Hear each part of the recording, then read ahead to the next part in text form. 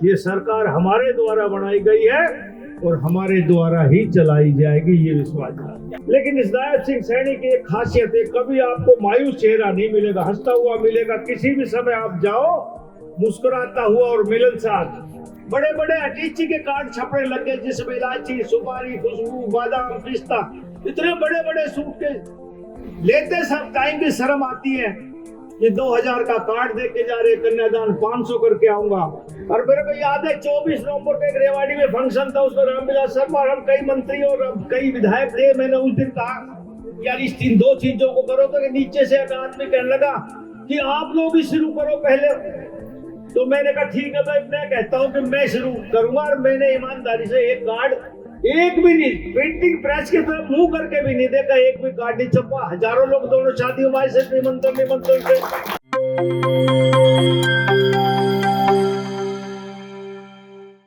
आज ने राव मोहर सिंह की पुण्यतिथि है और न ही उनकी जयंती है, लेकिन आज कमाली गांव में राव मोहर सिंह को सबने भावपूर्ण तरीके से याद किया। अवसर था प्रतिमा पुनर्प्रतिष्ठापन एवं प्रतिभा प्रोत्साहन समारोह का और मुख्य अतिथि थे राव मोहर सिंह के पौत्र कैबिनेट मंत्री राव नरबीर सिंह। विशिष्ट अतिथि के रूप में एचपीएससी की मेंबर ममता यादव, रेवाड़ी के डीईओ कपिल पूनिया सहित कई गणमान्य लोग मौजूद रहे। प्राचार्य अनिल यादव ने अध्यक्षता की। मंच संचालन वरिष्ठ साहित्यकार सत्यवीर नाहड़िया ने किया। खास बात यह रही कि वक्ताओं ने कमाली स्कूल को अहिरवाल की तक्षशिला बताया। यह वही स्कूल है जिसकी स्थापना में बाबू मोहर सिंह का अहम योगदान था। यह प्रतिमा पहले विद्यालय परिसर में अंदर लगी हुई थी, इसे इस बार बाहर विशाल चबूतरे पर स्थापित किया गया है और इसी प्रतिमा का आज अनावरण राव नरबीर सिंह के कर कमलों से करवाया गया। राव नरबीर सिंह ने भी निराश नहीं किया, उन्होंने विद्यालय की ओर से प्राचार्य अनिल यादव द्वारा रखी गई तमाम मांगों पर मुहर लगाते हुए 21 लाख रुपए का अनुदान देने की घोषणा की। राव नरबीर सिंह ने इस मौके पर काफ़ी कुछ कहा। यह स्पष्ट किया कि अहिरवाल के बलबूते भाजपा सरकार गठित हुई है, इसलिए अहिरवाल की इस सरकार में पूरी चौधर चलेगी, सभी काम होंगे, जो उम्मीद की जा रही है उन कामों पर मुहर लगेगी। अब आप पहले राव नरबीर सिंह को सुनिए, फिर ममता यादव को सुनते हैं और प्राचार्य ने क्या कुछ कहा यह भी सुनते हैं। हरियाणा सरकार में मैं कह सकता हूं कि ये सरकार हमारे द्वारा बनाई गई है, अहिरवाल के द्वारा, और जो हम लोग चाहेंगे वो सरकार उसी प्रकार इस प्रदेश में विकास के काम करेगी। साथियों, भाजपा की सरकार आने से 2014 से पहले अहिरवाल के आम लोग ये कहा करते कि सरकार हमारे द्वारा बनाई जाती है, और ये ठीक भी है। जब से हरियाणा प्रदेश बना, जो भी सरकारें बनी वो तकरीबन एमएलए चाहे कांग्रेस की बनी चाहे किसी और दल की बनी, सबसे ज्यादा विधायक इसी इलाके से बन के जाते थे। लेकिन रोजगार में और विकास में ये इलाका उपेक्षित और वंचित रहता था। लेकिन भाजपा की सरकार आने के बाद मैं दावे के साथ ऑन रिकॉर्ड कह सकता हूं कि सबका साथ सबका विकास की तर्ज पर मेरिट के आधार पर जो शिक्षण संस्थाओं में नौकरी दी गई गवर्नमेंट सरकार में, वो सबसे ज्यादा फायदा रेवाड़ी और महेंद्रगढ़ जिले को हुआ। अब कोई तो किसी भर्ती को आप उठा के देख लो। अभी एक भर्ती हुई जब सरकार में, जब हमने 17 तारीख को, आज से 3 महीना पहले शपथ ली, तो 24,000 आदमियों की लिस्ट आउट हुई बच्चों की। मैं देख रहा था कि हमारे आज हरियाणा में सबसे बड़ा जिला नारनौल हिसार जिला है, 7 विधानसभा क्षेत्र हैं, और रेवाड़ी और महेंद्रगढ़ में भी 7 विधानसभा क्षेत्र हैं। वहां शायद 2000 भर्ती हुए पूरे जिले में, हमारे यहाँ 6000 भर्ती हुए। आप अंदाजा लगाओ। ऐसा नहीं कि पहले हमारे बच्चे शिक्षित नहीं थे, हमारे बच्चे काबिल नहीं थे, लेकिन पहले खर्ची पर्ची के हिसाब से राजनीतिक सिफारिश के आधार पर नौकरियां लगती थी। लेकिन भाजपा की सरकार आने के बाद योग्यता के आधार पर नौकरी लगने लगी, तो हमारे इस इलाके को भी रोजगार मिलने लगा। विकास के नाम पर अब सोचिए हमारा क्या विकास होता था। छोटी छोटी मांगों पर, छोटे छोटे ट्रांसफर पर यहाँ के एमएलए, यहाँ के मंत्री आपस में लड़ करके ये लगेगा और 5 साल खराब करके चले जाते थे। लेकिन भारतीय जनता पार्टी की सरकार आने के बाद हमने महेंद्रगढ़ में लॉजिस्टिक हब बनाया, कोरियावास में मेडिकल कॉलेज बन रहा है, गुड़गांव में मेडिकल कॉलेज बन रहा है। वर्षों से मांग थी, गुड़गांव में यूनिवर्सिटी बन के तैयार हो गई। जिस दिन हमने तैयार की, घोषणा करवाई, आधारशिला रखी, उसी दिन से क्लासें चालू कर दी हमने गुड़गांव कॉलेज में, और अभी बिल्डिंग भी बन के तैयार है, उसमें यूनिवर्सिटी चालू हो चुकी। और बहुत से ऐसे विकास के काम जो पहले इस अहीरवाल के लोग नहीं सोचते थे, वो भारतीय जनता पार्टी की सरकार ने साथियों की। और आज नायब सैनी मुख्यमंत्री इस प्रदेश के, ये हरियाणा का 11वां मुख्यमंत्री है।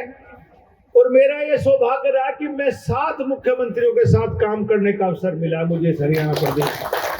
सब मुख्यमंत्रियों ने अपने अपने समय पर अच्छे काम किए, लेकिन इस नायब सिंह सैनी की एक खासियत है, कभी आपको मायूस चेहरा नहीं मिलेगा, हंसता हुआ मिलेगा। किसी भी समय आप जाओ, मुस्कुराता हुआ और मिलनसार।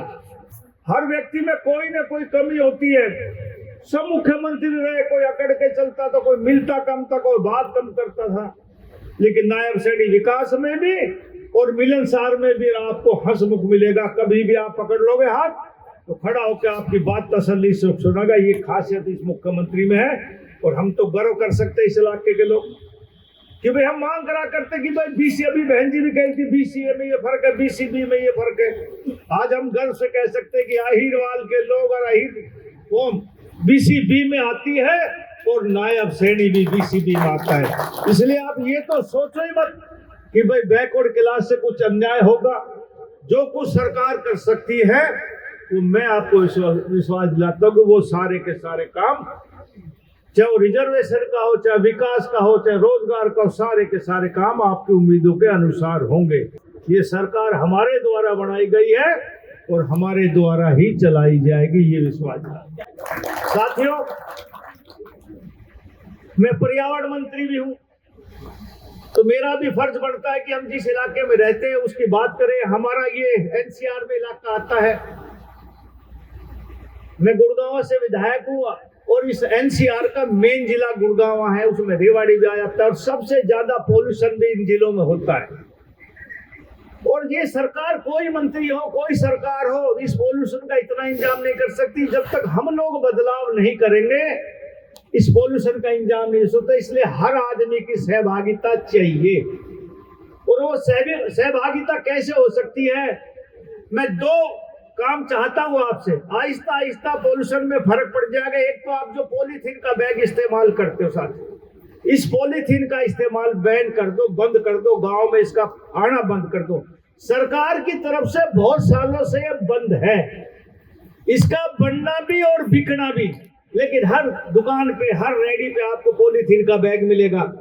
आप इसको कहीं डालोगे, कोई बच्चा जो आग लगा दे, जो इसका काला धुआं निकलता है वो वायुमंडल में घूमता है। सबसे जहरीला धुआं वो है जो वायुमंडल को खराब करता है। दूसरा, हम जो ये कार्ड छपवाते हैं शादी ब्याह का, कुआं पूजन का साथियों, ये भी पर्यावरण का दूसरा काम है जो पोल्यूशन फैलाता है। कार्ड किस चीज से बनता है? कार्ड पेपर से, कागज से बनता है। कागज कहाँ से आता है? पेड़ कटने से आता है। एक सर्वे के मुताबिक एनसीआर में एक साल में 10 करोड़ कार्ड छपते हैं। अब 10 करोड़ कार्ड छपे तो कितना कागज, कितने पेड़ कटे, आप अंदाजा लगाइए। और साथियों, पहले तो कार्ड छपते थे, अब कार्ड 7 करोड़ छपते हैं। 3 करोड़ तो सूटकेस छपते हैं। बड़े बड़े अटैची के कार्ड छपने लग गए, जिसमें इलायची, सुपारी, खुशबू, बादाम, पिस्ता, इतने बड़े बड़े सूटकेस। लेते सब टाइम भी शर्म आती है। ये 2000 का कार्ड दे के जा रहे, कन्यादान 500 करके आऊंगा, तो आती है शर्म। साथियों, आज हम आधुनिक युग में जी रहे हैं, 21वीं सदी है, डिजिटल का जमाना है। आज भी संपन्न व्यक्ति हो चाहे गरीब आदमी हो, किसी के घर में दुख की घड़ी आ जाए तो कार्ड छपवा के कोई नहीं भेजता। हम मोबाइल के जरिए मैसेज देते हैं कि मेरे घर में दुख की घड़ी आ गई, तो सब लोग, सगे संबंधी, रिश्तेदार, यारे प्यारे, मिलने वाले उस समय पर उस मोबाइल के, टेलीफोन की समाचार से ही आ जाते हैं। जब दुख की घड़ी में हम मोबाइल इस्तेमाल करते हैं तो भाई सुख में क्यों नहीं? सबके हाथ में आप मोबाइल पे मैसेज डालिए कि मेरे बेटी की शादी, मेरी बेटी की बेटे की शादी या बेटी की है, सब लोग आएंगे। कार्ड का भी यही चलन है, कार्ड आप देने आए, मैं आपके देना हूं, आप मेरे देने आए। आज मोबाइल पे आप मुझे बुला रहे हो, मैं आ रहा हूं, कल मैं आपको बुलाऊंगा तो आप मोबाइल पे आ जाओगे। कार्ड भी तो कुछ साल पहले ही चला, उससे पहले तो पीले चावल चला करते आपके आगे। तो साथियों, इस कार्ड को बंद करो। और भाई, मैंने 2 शादियां करी और मेरे को याद है 24 नवंबर को एक रेवाड़ी में फंक्शन था, उसमें रामविलास शर्मा और हम कई मंत्री और कई विधायक थे। मैंने उस दिन कहा यार इस 2 चीजों को करो, तो नीचे से एक आदमी कहने लगा कि आप लोग ही शुरू करो पहले।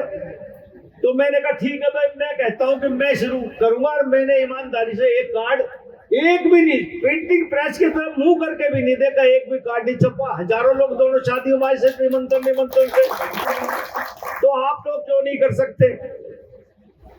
अब आई बात स्कूल की। ये सरकारी जो स्कूल है, ये मैं हर गांव में देखता हूं। सब गांव में किसी में प्राइमरी है, किसी में हाई स्कूल है, किसी में +2 स्कूल है। साथियों, इसमें संख्या बच्चों की घट गई। मैं अपने हल्के में भी जाता हूँ और जगह जाता हूँ, हर जगह मांग आज से 20 साल पहले आया करती, 15 साल पहले आया करती हमारे स्कूल को। अब पहला कोई मंत्री आता, कोई बाहर का आता तो मांग हुआ करती गांव की पंचायत की कि हमारे स्कूल को अपग्रेड करो। 8वीं का है तो 10वीं का करो, 5वीं का है तो 8वीं का करो, 10वीं का है तो 12वीं का करो। अब ये मांग बहुत कम आती है, लेकिन कहीं आती भी है तो इसके 3 नोट्स हैं कि आपके स्कूल में बिल्डिंग है, जो आप स्कूल मांग रहे हैं उसकी रिक्वायरमेंट कितने कमरों की वो पूरी है, जमीन पूरी है। ये 2 चीज तकरीबन मिल जाती है स्कूलों में। लेकिन तीसरी चीज है कि बच्चे कितने हैं। जिस विधानसभा का मैं एमएलए हूं, 2% बच्चे गांव के लोग सरकारी स्कूलों में पढ़ते हैं, कुल 2%। क्योंकि हमारे इस इलाके में, और खास तौर से मैं अपनी कौम की कहूं, तो जब हम बड़ी बहन बेटी का रिश्ता किसी के घर में लेके जाए तो बात करने शुरू करते हैं। यदि बच्चे लड़का वाला ये पूछने लग जाए कि आपकी बेटी या आपकी बहन कहाँ पढ़ती है, और मैं ये कहूं कि मेरी सरकारी स्कूल में पढ़ती है, तो चाय पानी की भी नहीं पूछेगा। और यदि मैं कहूं गुड़गांव में कि मेरी श्रीराम स्कूल में पढ़ती है या हेरिटेज में पढ़ती है या शिवनादर में पढ़ती है, तो चाय की भी पूछेगा, पानी की पूछेगा, बाद में गोद मिलाने की बात करेगा। ये स्टेटस सिंबल बन गया हमारे इस इलाके में। लेकिन ऐसी शिक्षण संस्थाएं बने जैसे अनिल भाई चला रहे। मैं चाहता हूं, मैंने गुड़गांव में भी कहा कि हम इतनी सरकार में, और मेरा आपका मैनिफेस्टो भी चुनाव में था, चुनाव से पहले, कि इन 5 सालों में हम स्कूल में ऐसी व्यवस्था करें कि लोग ये कहें कि इस बच्ची का हमने रिश्ता लेना सरकारी स्कूल में पड़ी। ऐसी व्यवस्था मैं चाहता हूं कि सरकारी स्कूलों में हो, और वो सारी सुविधाएं जो प्राइवेट स्कूल में मिलती है वो सरकारी स्कूल में भी मिले। मेरे को कहा गया था कि जब अहिर कॉलेज रेवाड़ी हमारे दादाजी ने बनाया, उस समय क्या लाहौर में कॉलेज था, क्या रोहतक में सर छोटूराम या 4 शिक्षण संस्थान थी, और एक रेवाड़ी में कॉलेज था। पूरे से पंजाब में सोचो आप, उस जमाने में शिक्षण संस्थान शुरू हुए। तो हमारे इलाके में यह एक पुरानी शिक्षण संस्थान है, इसको अच्छी तरह चला जाए। अनिल भाई ने मंत्री के तौर पर आया, कुछ मांग रखी कि भैया हॉकी की नर्सरी है, इनको रेस्ट देनी चाहिए, लाइब्रेरी बनानी चाहिए। तो मैं बैठा था, मैं अनिल भाई पैसे बताओ ना कितने चाहिए। हाँ, तो 3-3, 4-4 चीज गिना रहा, बोल भाई से इतने में। तो भाई मैंने कहा चल भाई तू पूरा काम कर लियो, 21 लाख रुपए मैं दे के जाता हूँ। और एक बात और कह के जाता हूँ कवाड़ी वालों, और जितना पैसा मांगोगे उतना दे दूंगा, तुम स्कूल अच्छा चलाओ।